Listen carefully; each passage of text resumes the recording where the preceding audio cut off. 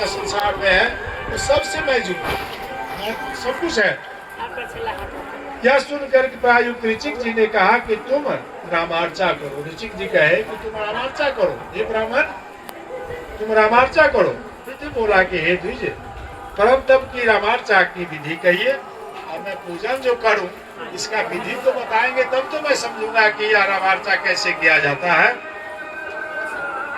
यह सुनकर एक चीज बोले कि हे विप्र मेरे वचन सुनो। कुशनाभ जी के पुत्र धार्मिक गाधी के पुत्र मेरे ससुर है। गाधी मेरे ससुर है। वे पहले पुत्रहीन थे, इससे निरंतर वे महादुखी रहा करते थे। उनकी पुत्री सत्यवती मेरी पत्नी है। उसने मुझे सेवा से संतुष्ट किया और मैंने हर्षित होकर उसको कह दिया कि हे सुभद्रे हे सुंदरी वर मांगो, जबकि उनके भाग में लिखा नहीं था एक ही पुत्र का। तो उसने कहा कि हे प्रभु मेरे भाई पैदा हुआ। उनकी पत्नी उनसे मांग की, खुश होकर के मुझे कहा कि तू वरदान मांगो। तो उनकी पत्नी का है कि प्रभु मुझे और तो सब कुछ दिए हुए हैं, मुझे एक भाई को अब दीजिए, भाई पैदा। हे महाभागे ऐसा ही हो। स्त्री को कहकर मैंने अपने पिता भृगु जी के पास से भृगु जी के पास गए। ऋचिक जी जब वरदान देकर चिंतित देखा तो उसके भाग में पुत्र लिखा ही नहीं था,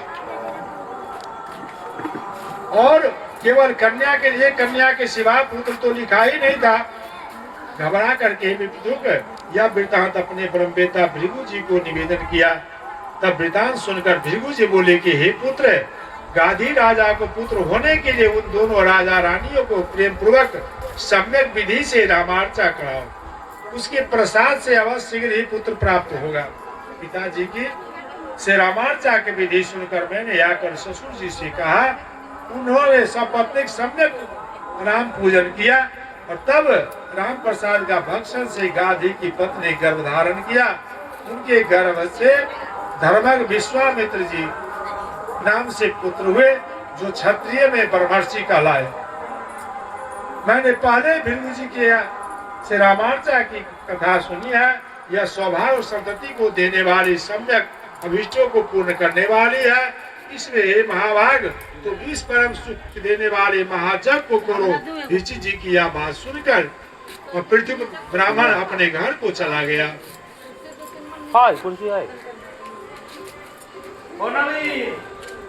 हे देवी वहाँ उस ब्राह्मण ने रामार्चा की नैवेद्य के भक्षण से उसका महारोग नष्ट हो गया और पृथ्वी ब्राह्मण अति सुखी हो गया। तत्काल उसका फल पाकर वह सर्वदा रामार्चा करने लगा। पृथ्वी जो था कुष्ठ रोग से ग्रसित था, रामार्चा किया, प्रसाद खाया तो कुष्ठ रोग से मुक्त हो गया और धन धर्मान आनंद से रहने लग गया। एक समय पूर्णिमा को पृथ्वी ने श्री राम पूजन किया। उस पूजा में उसके भाई बंधु एकत्र थे। उसी समय वहाँ नित्य हिंसा करने वाला, नित्य जो है हत्या को हत्या करने वाला आदि हत्या जो करता था, जैसे धीमर नाम का एक बहेड़िया वहाँ पहुँच गया। बंदूक वो मलाह आया, हे प्रिय वहाँ की रामार्चा देखकर श्री रामचंद्र जी का उत्तम प्रसाद खाकर वह निर्धन बंधुक अति लोभ से विदेश चला गया। वह भगवान का प्रसाद खा करके विदेश चला गया।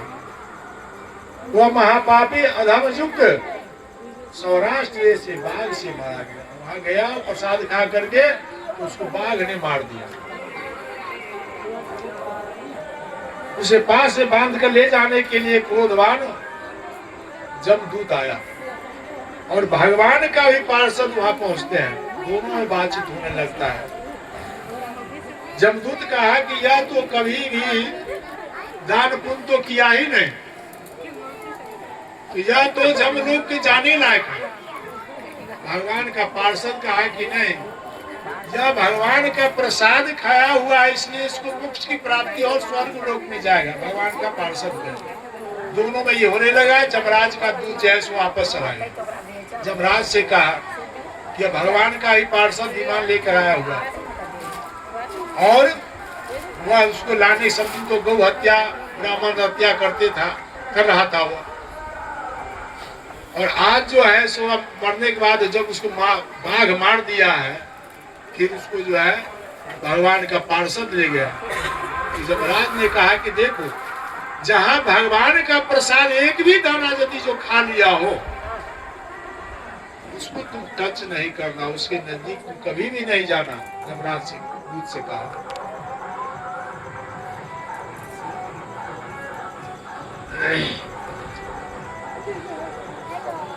पापियों को पीड़ा देने वाला धीवर को वह कहाँ ले गए भगवान? विमान से उनका जो पार्षद आया हुआ था, विमान से स्वर्ग में ले गया।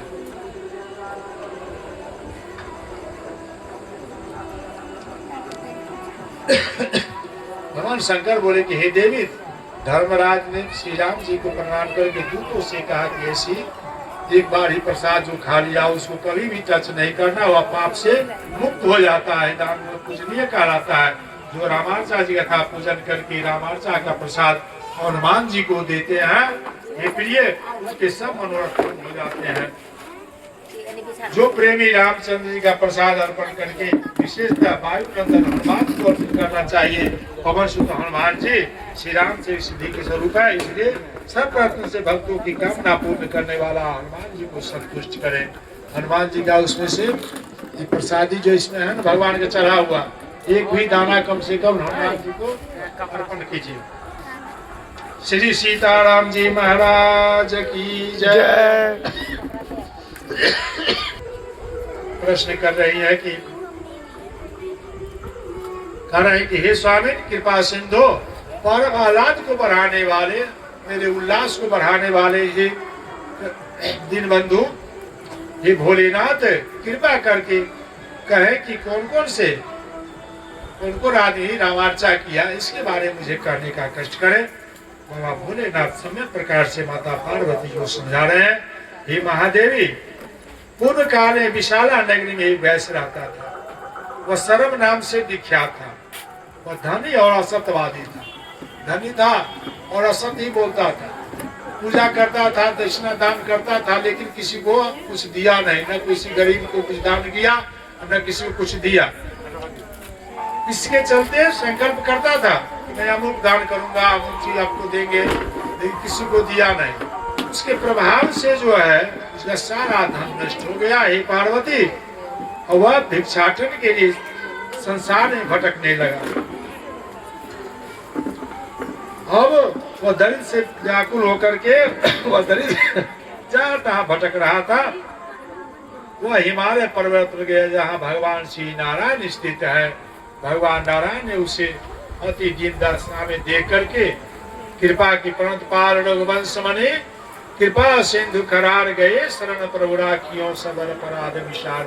और उनके भगवान की शरण में जाते हैं और उनसे प्रार्थना करते कि प्रणत पार रघुवंश मने, हे रघुवंश, हे रघुनाथ जी, आपकी शरण में आया हूँ, हे करुणा सिंधु, आपकी शरण में आया हूँ, मुझे उद्धार करें और मेरे अपराध को क्षमा करें। मैं सो दुखी हो शरणागत देकर भगवान नारायण ब्राह्मण का रूप धारण कर शरण को निकट पहुंचे। भगवान ने शरण से कहा कि तुम कौन हो, क्योंकि अति दुखी हो। इनकी बात सुनकर ब्राह्मण को प्रणाम करके शरण बोला, हे महाभाग, मैं वैश्य और शरण नाम से प्रसिद्ध हूँ।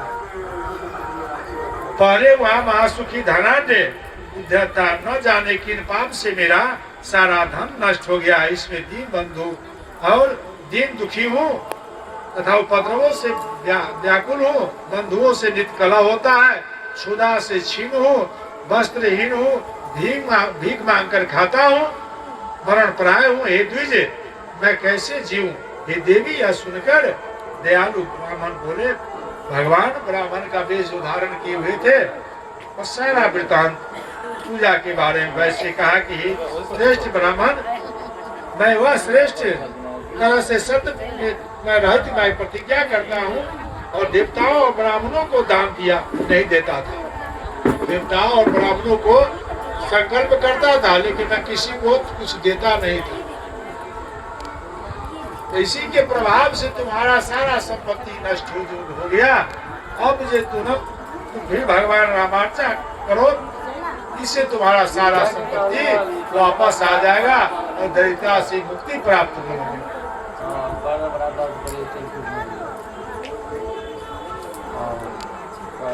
ब्राह्मणों की वैसे जो उनके धर्म नष्ट हो जाते हैं, इसमें कोई संदेह न है।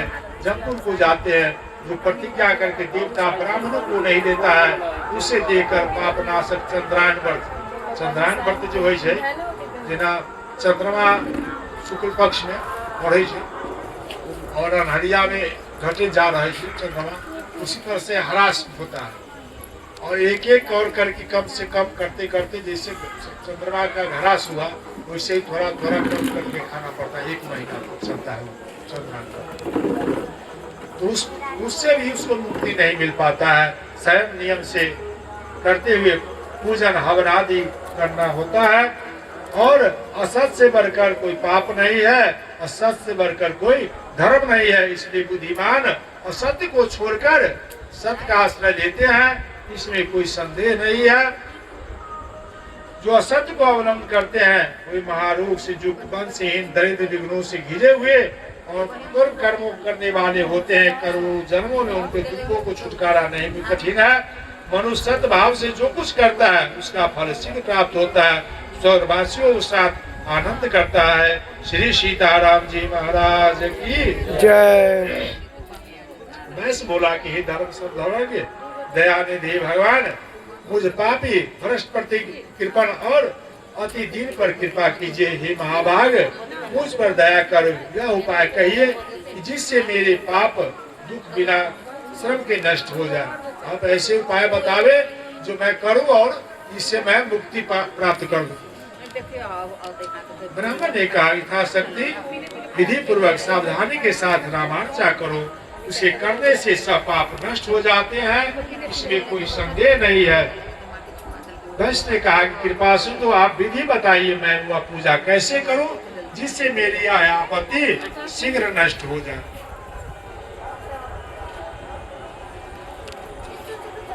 ब्राह्मण बोले कि केले के स्तंभों से मंडित लाल पीला चांदनी वाला पताका तोरण से दीप मंडप बनावे, ऐसा उसके बीच में नाना प्रकार के दीप चारों से रामचंद्र जी पूजन करें। श्री रामचंद्र जी का पूजन ब्राह्मण साधुओं की पूजन का सत्कार करें तथा पुनः एक इस लोक में सुख होकर श्री रामचंद्र जी का आनंद प्राप्त करता है।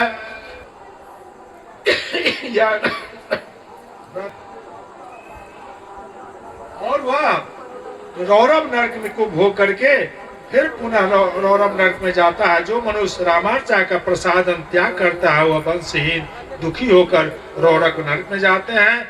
जो मनुष्य रामार्चा का प्रसादन बंधु वर्गों को नहीं देता है वह अवश्य दरिद्र कंगाल हो जाता है। इसलिए राम भक्तों को मित्रों के साथ रामार्चा करनी चाहिए। इस प्रकार रामार्चा करने वाला शीघ्र दुर्लभ वांछित फल को पाता है। इस लोक में सुख होकर परलोक में मोक्ष प्राप्त करता है। अतः श्रद्धा के साथ भली तरह से रामार्चा करनी चाहिए। इसमें वित्त साठ्य कंजूसी न करे। हे महाभाग, रामार्चा में हवन पूजन दान के मनुष्य जो कुछ देते हैं उनके कोटि कोटि दुना प्राप्त करते हैं। हे देवी, इतना कहकर हुए धर्मवेता ब्राह्मण चुप हो गए। शर्म कहा कि हे शर्म, हे द्विजोत्तम, हे ब्राह्मणों में श्रेष्ठ, पहले इन रामार्चा को किसने किया अथवा यह अपूर्ण ही है। माने यह रामार्चा पहले किसने किया, यह अधूरे पर रह गया, इसके बारे में आप मुझे बताने का कष्ट करें। ये महाभाग, इसलिए रामार्चा पवित्र कथा कहिए। ब्राह्मण बोले, जो वेशधारी ब्राह्मण, भगवान जो थे वेशधारी ब्राह्मण रूप में, आप उनको समझाते हैं ब्राह्मण को। मधु कैटभ दैत्य के नाश के लिए मैंने संकल्प विधि सब विधि पूजन की। क्योंकि पहले सृष्टि की आदि में नारद आदि के साथ ब्रह्मा जी भी किए। नारद जी के साथ में सबसे पहले ब्रह्मा जी किया और ब्राह्मण के यह कहते ही वैश्य उनके भगवान के चरणों में साष्टांग दंडवत प्रणाम करने लगा। आनंदमय होकर पृथ्वी में दंडवत किया। हे प्रभु, वह पापी की मुझे इस पापी को अब रक्षा कीजिए। प्रभु मैं वैश्य को अत्यंत प्रेम से परिपूर्ण देकर अपना स्वरूप प्रकट किया। उसने भी रामार्चा की विधि बताई और भगवान अपना रूप प्रकट करके उस ब्राह्मण को शर्म को बताए। शिव जी बोले, हे भगवान, इतिहास के साथ विधि सुनाकर अंतर ध्यान हो गया। ब्राह्मण जो है सारा कहानी कह करके कथा कह करके अंतर ध्यान हो गया। ब्राह्मण शर्म के विधि पूर्वक रामार्चा की पूजा के में भगवान श्री रामचंद्र जी का प्रसादन वायुनंदन हनुमान को अर्पण किया। हनुमान जी ने प्रसन्न होकर उनके सब ऐश्वर्य दे दिए और सर्व वैश्य सुखों से संपन्न धनवान पुत्रवान इस संसार में सुख भोकर देहांत होने पर उसने मोक्ष प्राप्त किया। श्री सीताराम जी महाराज की जय। अब फिर माता पार्वती जी बाबा भोलेनाथ से समय प्रकार से प्रश्न पूछे, भगवान आप कृपा करके कहिए कि जगों में उत्तम शुभ रामार्चा किन किन वर्णों को करना चाहिए। 4 वर्ण जो बताए हुए ब्राह्मण क्षत्रिय वैश्य शूद्र जो कहते हैं, तो चारों वर्ण का अधिकार बनता है रामार्चा करने का, किसी ब्राह्मण ही करे। तो आगे बाबा भोलेनाथ माता पार्वती से कह रहे हैं कि हे देवी, ब्राह्मण क्षत्रिय वैश्य शूद्र चारों आश्रमियों को करना चाहिए।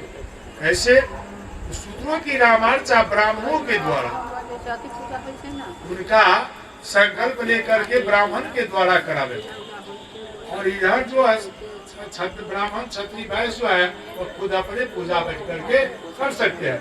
जो नहीं साध्य है तो ब्राह्मणों के द्वारा ब्राह्मण को समर्पित कर दे और वह उनके नाम से संकल्प करके पूजन करे।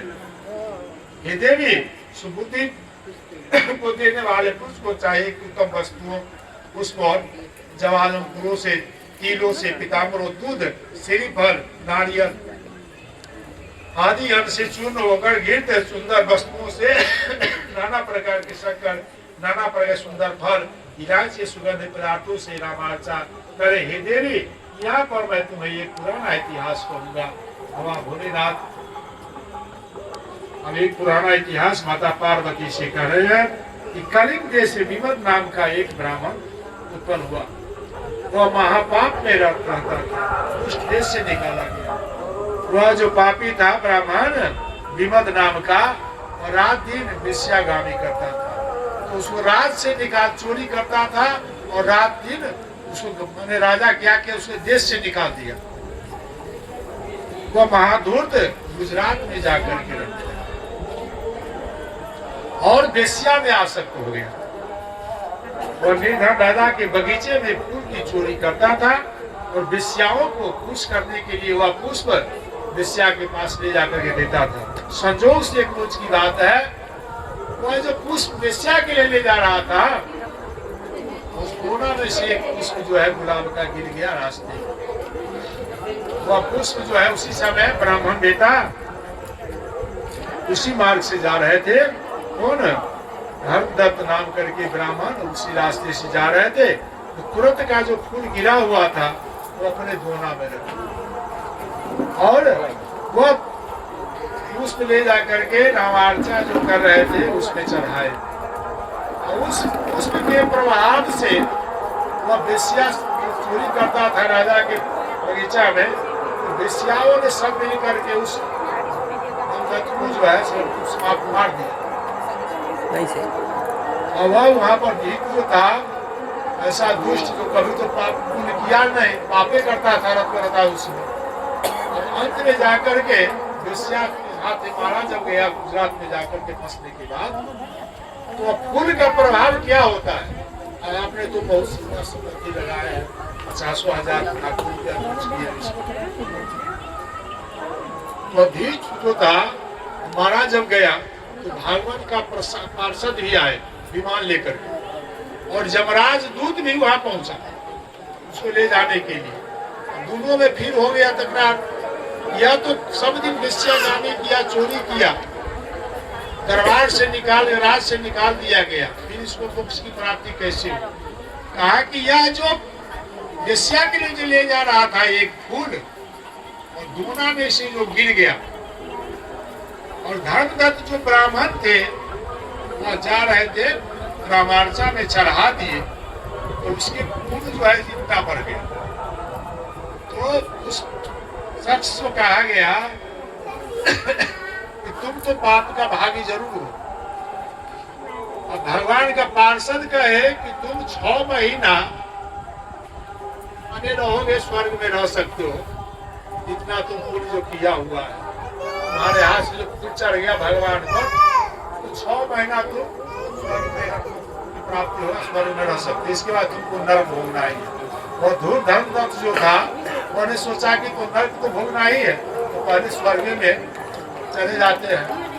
भगवान का जो विमान आया हुआ था, वो जो जा रहा था, तो भगवान क्या क्या धूर्त धर्मदत्त तो भगवान को विमान अर्पण कर दिया। बारिश आ गई, बारिश आ गई, बारिश आ गया। तो अब धर्मदत्त जो है विमान क्या किए, ब्राह्मण भगवान को ही दान कर दिया। इससे भगवान खुश होकर के इतना उसको पुण्य जो बढ़ गया, विमान करने के बाद में इतना पुण्य बढ़ गया जो सब दिन के लिए स्वर्ग में रह गया।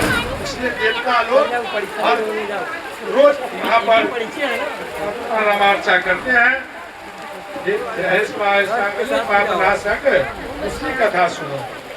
हे देवी, एक बार श्री ब्रह्मा जी रामार्चा की, हे देवेश, जब तुम पूर्व जन्म में सती नाम वाली थी ना, पूर्व जन्म में सती नाम वाली थी, रामार्चा का प्रसाद अब मेरे पास प्रेषित होकर नारद जी लेकर आए।